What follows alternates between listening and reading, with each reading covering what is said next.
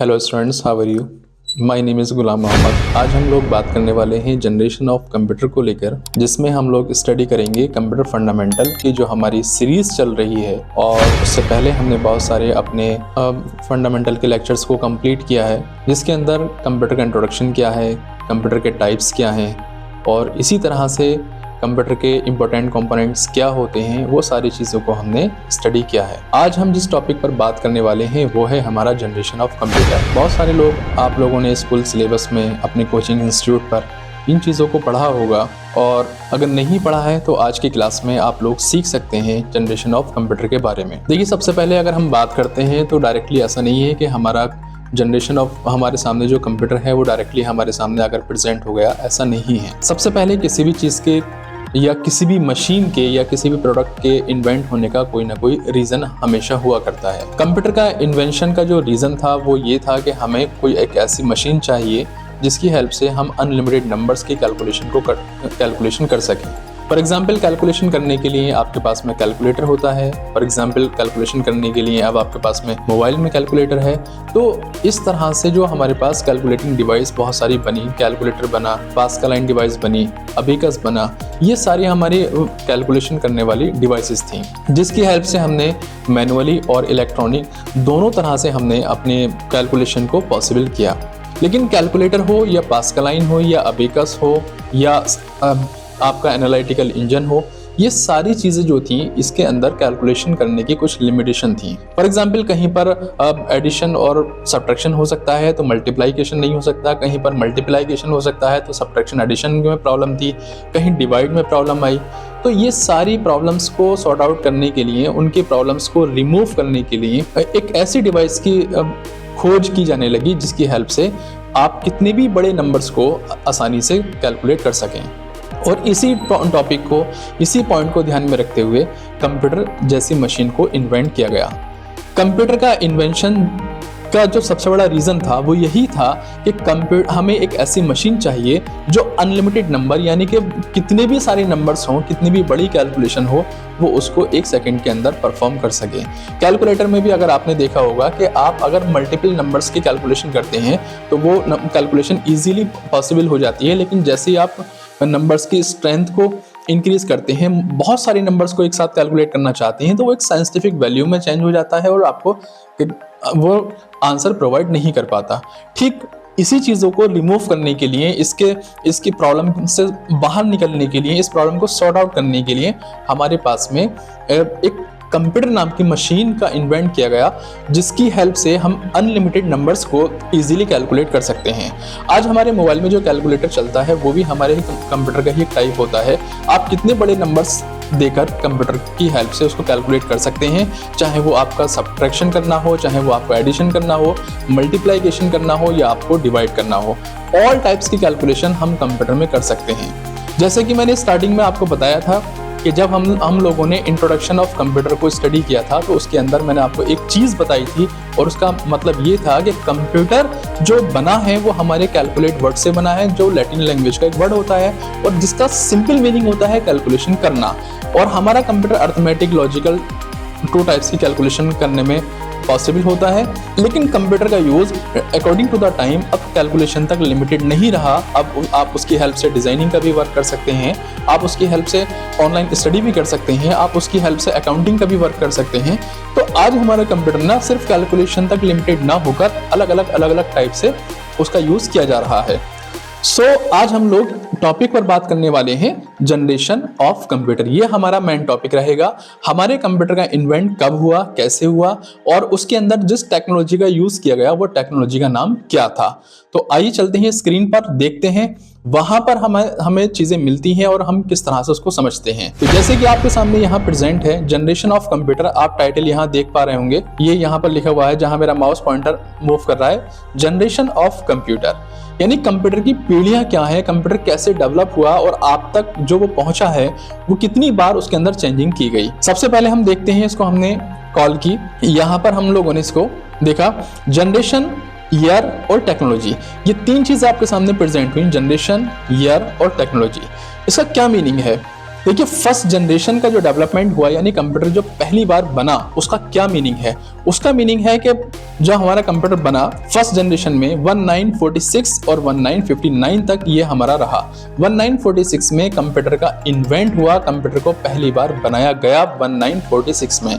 अगर आप गूगल पर जाकर देखेंगे तो डिफरेंट डेट्स आपको मिलती हैं। तो यहाँ पर जो डेट आपको डिफरेंट टाइप्स की मिलती हैं तो आपको कंफ्यूज होने की ज़रूरत नहीं है, क्योंकि इंटरनेट पर जो थ्योरी हमेशा हमें मिलती है वो जेन्युइन हो भी सकती है, नहीं भी हो सकती है। इसके लिए ज़रूरी है कि आप एक टीचर के थ्रू उसको वेरीफाई कराएं। तो यहाँ पर हमारे पास में है फर्स्ट जनरेशन, जिसमें है 1946 से लेकर 1959 तक। ये हमारी फर्स्ट जनरेशन का शेड्यूल रहा, यानी कि पहली बार जब कंप्यूटर बना तो वो 1946 में बना और उसके बाद में 1959 तक ये हमारे सामने कंप्यूटर प्रेजेंट रहा। इसके अंदर जिस टेक्नोलॉजी का यूज किया गया, इसके अंदर जो टेक्नोलॉजी यूज की गई उसे कहा गया वैक्यूम ट्यूब बेस, यानी कि कंप्यूटर को ऑन करने के लिए, कंप्यूटर को चलाने के लिए, उसको एग्जीक्यूट करने के लिए, उससे कैलकुलेशन को कराने के लिए जिस टेक्नोलॉजी जो मेन कंपोनेंट्स इसके अंदर था उसका नाम था वैक्यूम ट्यूब्स। वैक्यूम ट्यूब्स आप लोगों ने फॉर एग्जांपल अपने ओल्ड टाइप के टीवी में भी देखी होगी, जो ब्लैक एंड व्हाइट कलर के टीवी हुआ करते थे उसके अंदर वैक्यूम ट्यूब्स आया करती थी। एक बड़ी सी स्क्रीन और थोड़ा सा थिकनेस में, और उसके पीछे ना एक लंबी स्टिक लगी होती थी। स्टिक मतलब एक तरह से कह सकते हैं एक कर्व टाइप में ना उसमें स्टिक लगा हुआ करती थी, जैसे कि आप स्क्रीन पे भी देख सकते हैं। तो यहाँ पर उसकी हेल्प से कंप्यूटर को डेवलप किया गया और उस टाइम के जो कंप्यूटर बने उनका जो नेम दिया गया वो यूनिवैक एंड ENIAC दिया गया। यूनिवैक हमारा फर्स्ट जनरेशन का कंप्यूटर होता है और इसी तरह से ENIAC ये हमारा फर्स्ट जनरेशन कंप्यूटर होता है। इसके बारे में हम अभी आगे और डीपली स्टडी करेंगे। 1946 में डेवलपमेंट होने के बाद में 1959 तक ये हमारा चला। आफ्टर दैट उसमें फिर से चेंजेस किए गए, उसमें फिर से उसको लॉन्च किया गया और सेकंड जनरेशन जब हम आए सेकंड जनरेशन में तो 1959 से हमारी सेकंड जनरेशन स्टार्ट होती है और 1965 तक उसका ड्यूरेशन रहता है। यानी कि 1959 से लेकर 1965 तक जिस कंप्यूटर को हमने यूज किया वो सेकंड जनरेशन के कंप्यूटर कहलाए। ट्रांजिस्टर बेस्ड, अब यहाँ पर वैक्यूम ट्यूब्स को हटा दिया गया, उसको कंपोनेंट्स को हटा दिया गया और मेन कंपोनेंट्स जो बनाया गया उसके अंदर वो ट्रांजिस्टर बेस्ड बनाया गया, उसके अंदर ट्रांजिस्टर का यूज किया गया। आप स्क्रीन पर देख सकते हैं ट्रांजिस्टर किस तरह से दिखते हैं। तो पहले वैक्यूम ट्यूब्स बनी, उसके बाद में ट्रांजिस्टर बना। तो अगर हमसे क्वेश्चन किया जाता है कि आप हमें बताइए कि वैक्यूम ट्यूब्स का जो यूज है वो कौन सी टेक्नोलॉजी में किया गया, तो फर्स्ट जनरेशन में। अगर हमसे कहा गया कि ट्रांजिस्टर का जो यूज है वो कौन सी टेक्नोलॉजी में किया गया, तो हमारी सेकंड जनरेशन। और सेकंड जनरेशन की जो टेक्नोलॉजी है वो 1959 से लेकर 1965 तक रही। आफ्टर दैट हम लोग थर्ड जनरेशन में ट्रांसफर हो जाते हैं। हमारे साइंटिस्ट रेगुलर इस पर वर्क करते रहे और स्लोली चीजों को फाइंड आउट करते रहे। तो 1965 से लेकर 1971 तक हमने जिस कंप्यूटर को डेवलप किया और जिस कंप्यूटर को हमने यूज किया और जिस कंप्यूटर का हमारे पास में हमारे सामने प्रेजेंट हुआ वो हमारा थर्ड जनरेशन कंप्यूटर कहलाया। इसके अंदर ट्रांजिस्टर को भी हटाने के बाद में आप यहाँ स्क्रीन पर देख सकते हैं इंटीग्रेटेड सर्किट यूज की गई, जिसे हम लोग शॉर्ट में IC के नाम से जानते हैं। IC जिसकी फुल फॉर्म होती है integrated circuit. Integrated circuit based था, they are not in use. हालांकि फर्स्ट जनरेशन के कंप्यूटर हो, सेकंड जनरेशन के कंप्यूटर हो, थर्ड जनरेशन के कंप्यूटर हो, ये बहुत पहले के कंप्यूटर हैं तो अब तो इनका यूज है ही नहीं, लेकिन इनको जानना, इनको समझना ये हमारे लिए थोड़ा जरूरी है। तो यहाँ पर यूज किया गया थर्ड जनरेशन कंप्यूटर और थर्ड जनरेशन कंप्यूटर में IC का यूज किया गया।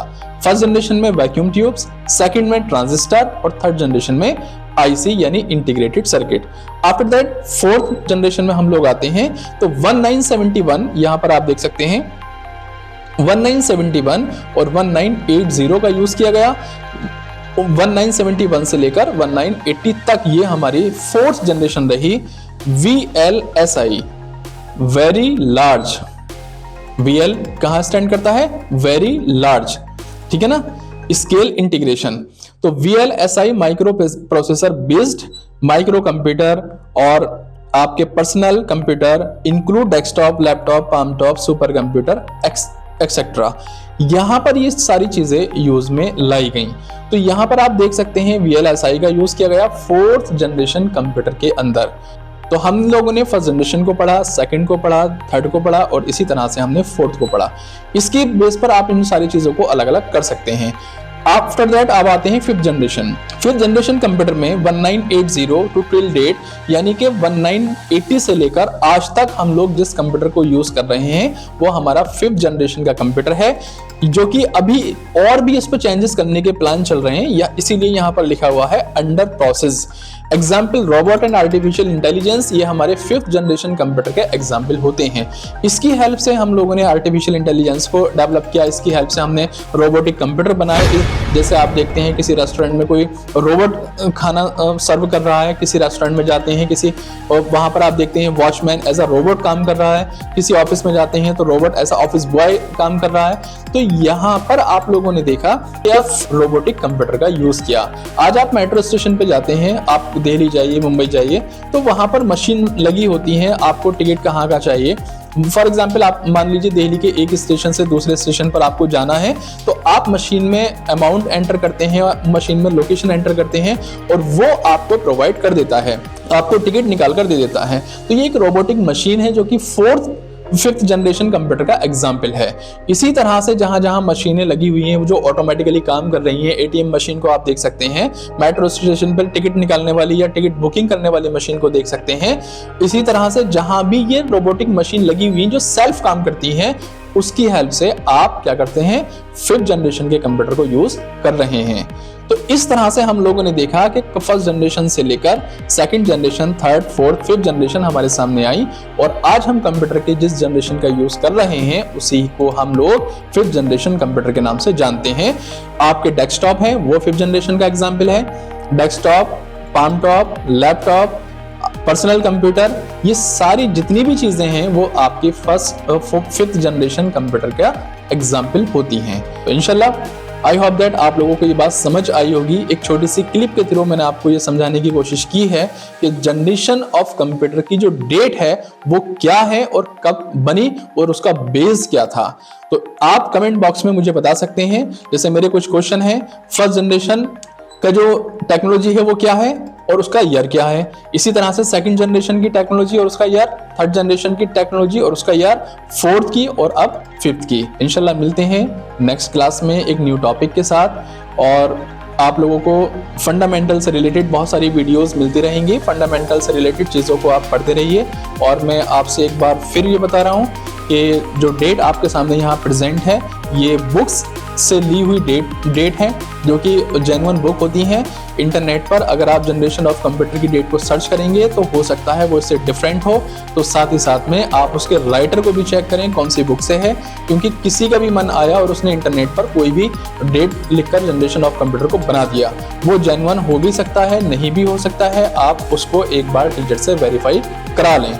यहाँ तक कि अगर आपके पास में कोई बुक है तो बुक के राइटर को भी आप चेक करें। फॉर एग्जांपल जैसे आप स्कूल में लोअर क्लासेस में बुक लगी होती हैं, फर्स्ट क्लास में, सेकंड क्लास में, थर्ड क्लास में, वहाँ पर जो बुक्स लगी होती हैं तो वहाँ भी जो बुक्स के राइटर हैं आप उनकी भी क्वालिफिकेशन को एक बार चेक कर लें और उसी के हिसाब से अपनी चीज़ों को देखें, और जेन्युइन किसी बुक से उसका मैच करने के बाद में अगर आप चाहें तो बुक में भी करेक्शन करा सकते हैं। तो आई होप दैट आप लोगों को ये बात समझ आई होगी। आज हमने सिर्फ और सिर्फ इतना पढ़ा कि जनरेशन ऑफ कंप्यूटर क्या होती हैं और उनका टाइम और उनकी टेक्नोलॉजी क्या थी।